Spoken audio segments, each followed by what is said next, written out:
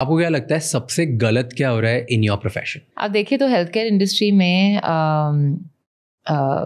हमारा काम है लोगों का ख्याल रखना। जो टेस्ट हम करते हैं वो सिंपल ब्लड शुगर हो सकता है, सिंपल कोलेस्ट्रॉल हो सकता है, लेकिन सबसे कॉम्प्लिकेटेड कैंसर, जीनोमिक्स, बहुत कॉम्प्लिकेटेड टेस्ट भी हो सकते हैं। जो भी आप क्रिटिकल इलनेस देखिए तो हमारे पास है, तो 4000 वैरायटीज ऑफ टेस्ट है। यहाँ पे हमें ना जो पेशेंट होता है जब बीमार होता है लेकिन हेल्दी भी हो सकता है, लेट्स से विल नो कि ठीक है मैं डायबिटीज़ है, मेरे को टेस्ट करना है, तो वो सीधा हमारे पास आ सकता है। लेकिन जब कुछ ज़्यादा कॉम्प्लिकेटेड होता है तो he needs guidance from a doctor. तो हमारे बिजनेस में हमें डॉक्टर्स को जाके एजुकेट करना है, समझाना है कि टेस्ट क्या है, वो टेस्ट से वो पेशेंट को क्या मिलेगा, why is it helpful, etc. And then we also have to go to consumers and make life easy for them. उनके पास कलेक्शन सेंटर शुरू करना है, फिर वो आएंगे, फिर टेक्नोलॉजी से उनको रिपोर्ट्स देने हैं, क्वालिटी देना, एक्सपीरियंस देना, सब बहुत चीज़ें हैं इसमें, राइट। सबसे हार्ड पार्ट आप देखिए जो बिजनेस में है कि हमारी जो गवर्नमेंट है आज के दिन में हेल्थ केयर में एंड डायग्नोस्टिक्स में स्पेशली कोई मिनिमम स्टैंडर्ड नहीं है। अभी आप बोलेंगे ये आप क्या बोल रहे हो, किसका क्या मतलब है? इसका मतलब है कि आप जब टेस्ट के लिए जाते हो कोई चेक नहीं कर रहा पीछे से कि जो लैब है वो ठीक से टेस्ट कर रहा है कि नहीं। सब अज्यूम करते हैं कि क्या बोल रहे हो कि गवर्नमेंट नहीं चेक कर रहा।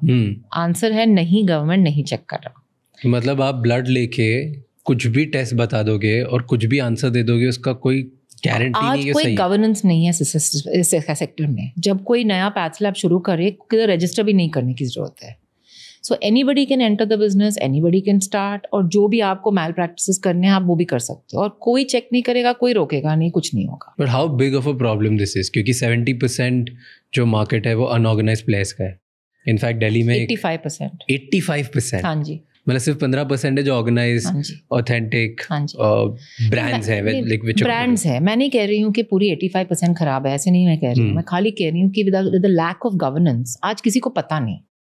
That's the problem. You don't know which is good and which is bad because there is no rating, there is no accreditation. कोई चेक ही नहीं कर रहा है, right? So as a patient आपको कैसे पता? So जैसे अभी there was this research, I think Times of India में आया था, 65,000 टेस्ट करे दिल्ली में, और ब्लड टेस्ट मोहल्ले क्लिनिक्स पे, और वो सब फेक थे। लाइक 65,000 ब्लड टेस्ट करे छोटे छोटे क्लिनिक्स में, वो फेक निकले, उनके रिजल्ट फेक निकले, और उनके डायग्नोस्टिक्स की कोई वैल्यू नहीं है, डॉक्टर्स उसको अग्री नहीं करते, बेकार है। तो ये पता कैसे चलेगा कि अब फेक कौन सा है और सही कौन सा है? देखिए, आई थिंक पेशेंट को उसमें कम इंटरेस्ट है, राइट। पेशेंट को इंटरेस्ट है कि देखिए मैं बीमार हूँ, मैं जा रहा हूँ लैब में, एंड फाइनली जो रिजल्ट मुझे मिल रहा है वो can I do something about it, and वो सही है कि गलत है। तो पेशेंट को क्या करना है, फर्स्ट हैज़ टू चेक कि अक्रेडिटेशन है कि नहीं। आप देखिए तो 3 लाख लैब है इंडिया में, उनमें से 2000 लैब हैं जिन्होंने अक्रेडिटेशन की है, और वो ऑप्शनल है। तो यूजुअली द लैब्स जो अक्रेडिटेशन करते हैं वो ऑलरेडी गुड चीज़ कर रहे हैं, और उनको थप्पा चाहिए कि देखो हम गुड चीज़ कर रहे हैं। तो usually it is what the best labs are already accredited. तो अक्रेडिटेशन क्या देखना चाहिए? अक्रेडिटेशन फॉर एग्जांपल एक अक्रेडिटेशन है NABL, national accreditation board of laboratories. ये अक्रेडिटेशन है not only India, it's international accreditation, many countries are part of it. उसमें ना जो लोग हैं गवर्नमेंट से, एक बॉडी है NABL, वो आके बेसिकली आपके प्रोसेसेस चेक करते हैं, सिस्टम्स चेक करते हैं आपके लोग क्वालिफाइड है कि नहीं, ट्रेंड है कि नहीं, एक्सेट्रा एक्सेट्रा। तो एटलीस्ट आपको पता चल जाए वहाँ पे एक मिनिमम स्टैंडर्ड है। उसके ऊपर एक दूसरी अक्रेडिटेशन है college of American pathologist, CAP, which is the gold standard in pathology. अब देखिए तो इंडिया में ऐसे हम कोई मे बी 50 लैब 100 लैब्स होंगे जो CAP अक्रेडिटेड है, राइट। वहाँ पे वो उससे भी ज़्यादा चेक करते हैं, राइट, कि are you really excellent at what you do. तो आप देखिए तो हम CAP अक्रेडिटेड है अभी 20 साल से, and we are sending our samples every month to them in the US, and they are comparing us to labs पूरे वर्ल्ड में, और हम पूरे वर्ल्ड में टॉप 1% लैब्स में हैं। Right now this is what you have to look as a patient to see. देखिए जहाँ मैं जा रहा हूँ कि मैं जा रही हूँ वो सही है, एक्रेडिटेशन है कि नहीं। पर ये अगर कोई गवर्नेंस नहीं है, कोई बॉडी देख नहीं रही है, मैंने एक लैब खोली, मैंने भी लिख दिया CAP है, फिर लिख सकते हो, लेकिन कोई CAP तो आपके पास तो आके बोलेगा ना आप नहीं लिख सकते विदाउट द एक्रेडिटेशन। आपके पास सर्टिफिकेट आप फेक कर सकते हो, वो तो इंडिया में होता है, पॉसिबल है, but that nobody can do anything. No, वो फ्रॉड अगर आप करो तो फिर कौन कर सकता है? एग्जैक्टली, बिकॉज ये इंडियन बॉडी नहीं है, do you think Indian government कोई एक्शन भी लेगी इसके खिलाफ? नहीं. But if tomorrow CAP US finds के कोई फेक सर्टिफिकेट बना रहा है, then that person can obviously go to court and sue you. वो तो पॉसिबल है. पर ओके, अनदर प्रॉब्लम इसमें जो होती है that is, I heard this from doctor Velumani, okay, and he told me this, and he said कि अगर मेट्रोपोलिस, थायरोकेयर और व्हाटएवर, डॉक्टर लाल पैथ्स, लाइक 20 अदर ब्रांड्स अगर साथ में आए और वो एक ही इंसान का ब्लड लें, राइट, और वो उसी टाइम पे लें अलग अलग जगह, तो उसमें टेस्ट में वेरिएशंस आ सकते हैं. आ सकती हैं, लेकिन जो वेरिएशंस आएंगी वो बहुत बड़े नहीं होंगे. See, because today, whether it's a Metropolis or a Lal or a Agilus, we are all using standardized systems. Means we are using Roche, Abbott, Siemens, very good quality, high quality systems, right? Now, एक चीज़ है, आप BMW घर लेके आओ, फिर आपने maintain कैसे किया, फिर आपने उसका ख्याल रखा कि नहीं, वो आपके हाथ में है. So we may all get the same best systems. Now, how we use them, how we use the teams, how we use all that is up to each person. So there will be some differences, but that difference will not change your life. तो ये cholesterol में मैंने आपको 210 दे दिया, किसी ने आपको 220 दे दिया, लेकिन दोनों अब नॉर्मल रहेंगे, राइट? कोई ऐसा नहीं है कि जो अब नॉर्मल को नॉर्मल दिखा देगा. Unlikely. But if you look at unorganised sector and organised sector, ये डिफरेंस बहुत बड़ी होती है. नॉर्मल अब नॉर्मल हो जाता है, अब नॉर्मल और ही कुछ हो जाता है, तो वहाँ पे रिस्क है. Where your treatment gets changed, that is the risk. And cancer में तो आप देखो तो मतलब it is critical to your life. It is cancerous or not cancerous. It's binary. Right, उसमें आपको 19-20 चांस लेना है क्या? मतलब नॉट एट ऑल.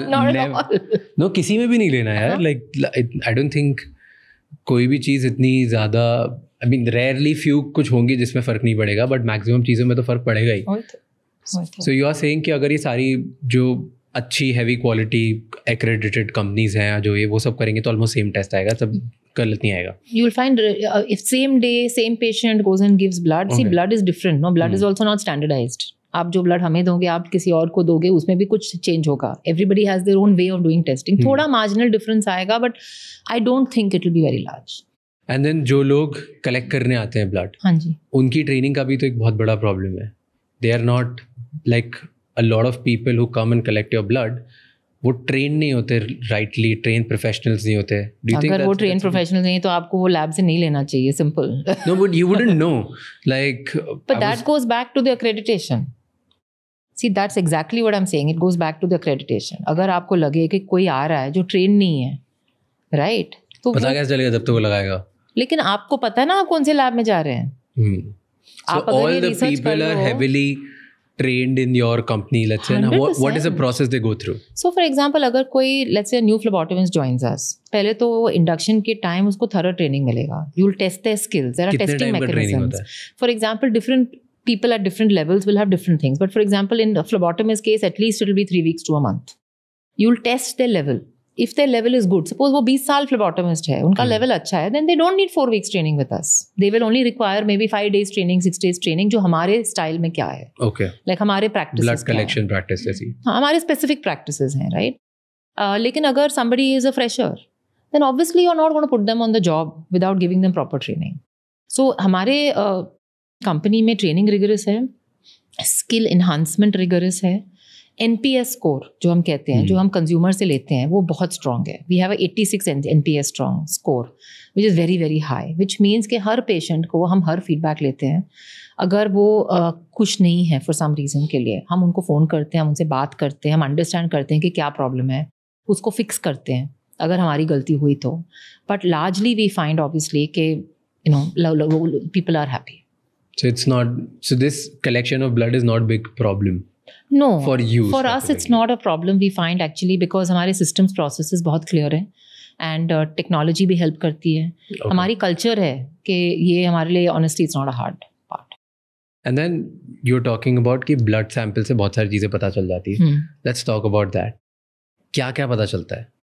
एक blood से क्या क्या detect हो सकता है? What are the major things that can be detected? बहुत चीज़ें हो सकती हैं. क्योंकि जो full body profile होती है, what I have heard, कि उसमें आधे से ज़्यादा चीज़ें तो कोई काम की नहीं होती. Do you agree with that? No. तो हर जो ये 15 पेज की रिपोर्ट आती है और 10 पेज की रिपोर्ट आती है। आपने कौन सा पैकेज लिया? जैसे कुछ पैकेजेस होते हैं, कोई लोग करते हैं सब मेटल्स कर लो, ये सब नॉनसेंस है, जरूरत ही नहीं है, right? For example you may need to do some but not all. सो क्या हो गया ये बंडलिंग के चीज में, लैब्स और hospitals are just adding test के ऊपर टेस्ट, वो जरूरत नहीं होती। तो अगर आप केयरफुली चूज कीजिए कि देखिए मैं पैकेज लूँ जो जरूरत है, but like for example your liver function test important है, किडनी फंक्शन टेस्ट इंपॉर्टेंट है। तो क्या क्या इंपॉर्टेंट होता है? Liver function, kidney function, cardiac markers, your blood counts like your complete blood counts, your urine routine, stool routine, important vitamins, thyroid, these are all important, and then it depends on your family history. For example, suppose आपके family में बहुत allergy है, तो आपको allergy testing करने की जरूरत है। बट अगर आपकी फैमिली एलर्जी में कोई प्रॉब्लम नहीं है तो आप क्यों करोगे? बड़े रिलायबल होते हैं सारे टेस्ट। रिलायबल मतलब are you saying they are 100% correct? There is nothing in science 100% correct. जैसे आप डॉक्टर के पास जाओ और doctor gives you a treatment, is it 100% correct? It can not be. You take a drug, is it 100% going to cure you? It cannot be. So science में 100% doesn't exist, but 99.9% exists. So 99.9% you can detect कि allergy कौन सी है? Yes, you can. Really? Yes. I mean, we have right now a artificial intelligence powered allergy testing panel. We do 250 allergens, all prescribed for Indian population. Because India में जो आप allergy होती है, America में वो तो अलग होगी, जो इंडियंस के लिए यूजफुल है, एंड वो आप आके कर सकते हैं हमारे साथ। And based on your history the panels will be done for you. वो डेटा से आपको पता चल सकता है कि देखिए आपको किस में एलर्जी है। You have milk allergy, you have wheat allergy, you have lemon, orange, I mean there are so many different items, pollen, dust, and you will find that वो एलर्जी जब आपको पता चलते हैं आपको क्या कर सकते हो उनके साथ, आप अवॉइड कर सकते हो ना। डस्ट तो आप नहीं कर सकते unless you move to Kerala or Goa or something, वो अलग बात है। But things, for example, food items, there are certain things you can avoid. You know, so allergy actually is something we live with. We don't need to live with. We actually have a solution for it. But बहुत सारे GPs जो general doctors होते हैं, they say no कि कोई फ़र्क नहीं पड़ता, एलर्जी टेस्ट करा दो, और एलर्जी टेस्ट से ज़्यादा चीज़ें पता नहीं चलती है। So it's not like a short way of your being able to be cured by an allergy. See, cure is different from diagnosis. I agree, you cannot be cured by allergy because allergy is an autoimmune response. तो ऐसा नहीं है कि हमने आपको test result दे दिया, आपने एक शॉट ले लिया, आप क्योर हो गए, ऐसा तो नहीं है। But you can then, with knowledge, you can avoid certain things. At least you will avoid the problems in your life. But the diagnostic is possible.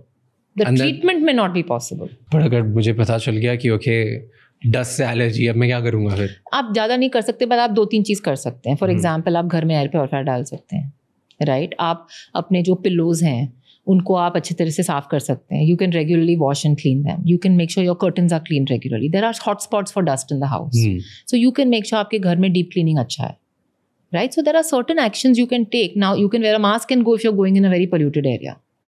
So there are actions you can take to protect yourself. But not completely. But not completely. But food items you can. For example, if it's a food item and you're, let's say, allergic to coconut, you can choose not to eat coconut. No?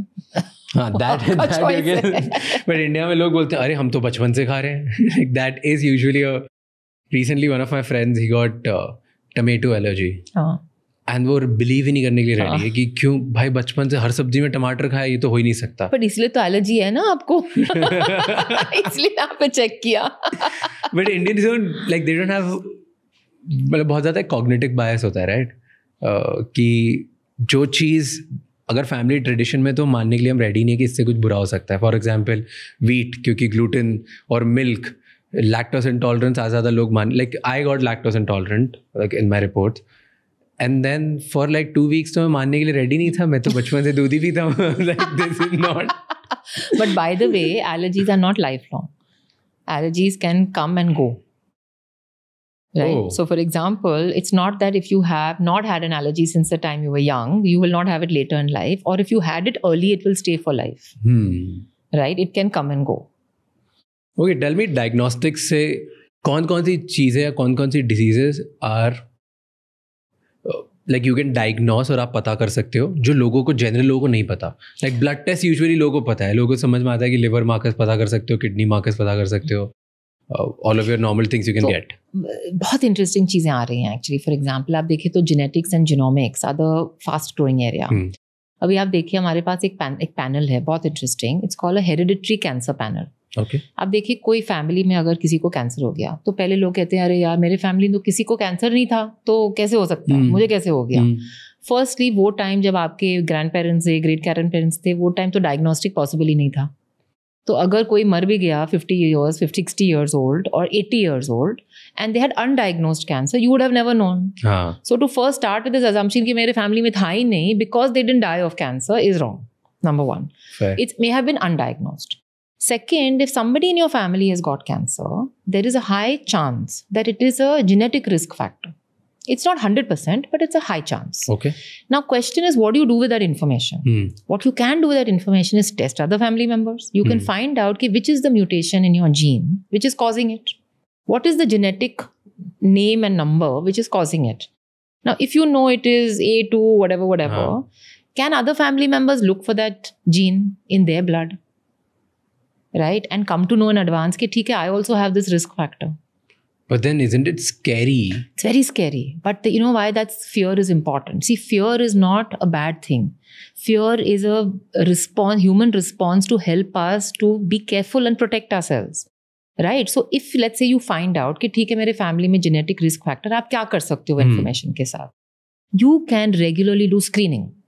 For example, मेरा एक cousin था, उसको colon cancer हो गया. Right? At the age of 35, he had colon cancer. He found it, they went through surgery, recuperated, went into remission, is fine, right? Then his brother was told that, look, you may have a genetic risk factor. So you need to watch it. So what the brother used to do, the younger brother, every year he would go and do a colonoscopy. And because every year he did a colonoscopy, he also at the age of 30 caught colon cancer.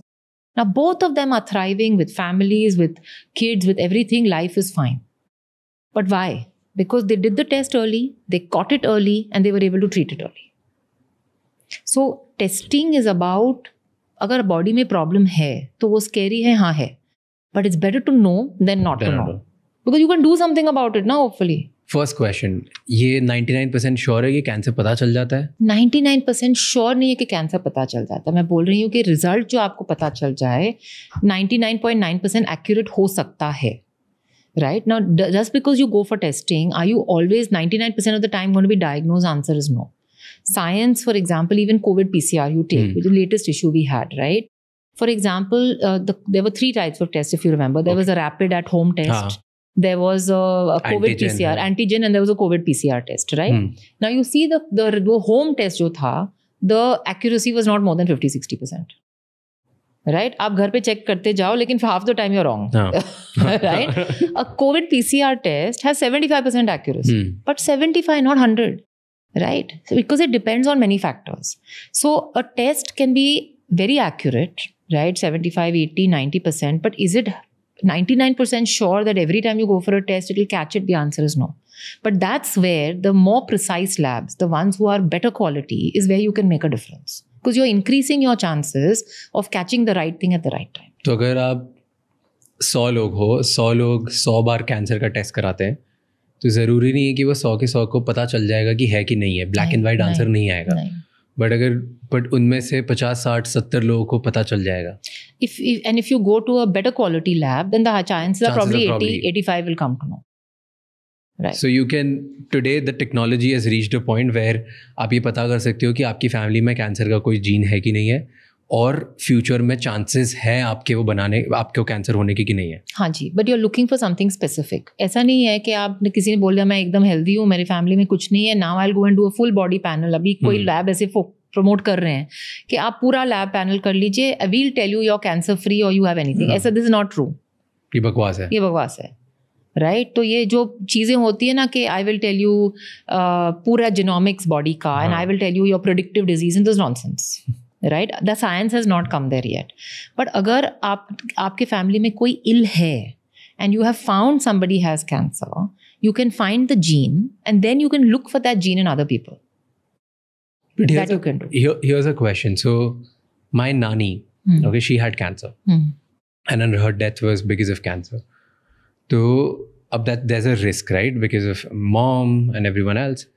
So अगर आज मैं अब text कराता हूँ just to check कि okay मुझे है कि नहीं हुआ, किसी को कुछ हुआ कि नहीं हुआ है, अब मैं कराता हूँ और मुझे पता चल गया कि कोई एक पर्टिकुलर चीज़ है, then even though like you said कि we can do something about it, मेरी लाइफ में आधा टेंशन तो मुझे इस चीज़ से हो गया कि मुझे पता चल गया कि शिट मेरे अंदर भी वो एक पर्टिकुलर जीन है या पर्टिकुलर कोई चीज़ है जिसकी वजह से मुझे कैंसर हो सकता है इन लाइफ। हो सकता है is the right word, because just because gene है डजंट मीन नेसेसरली हो जाएगा, हमेशा बनेगा, राइट।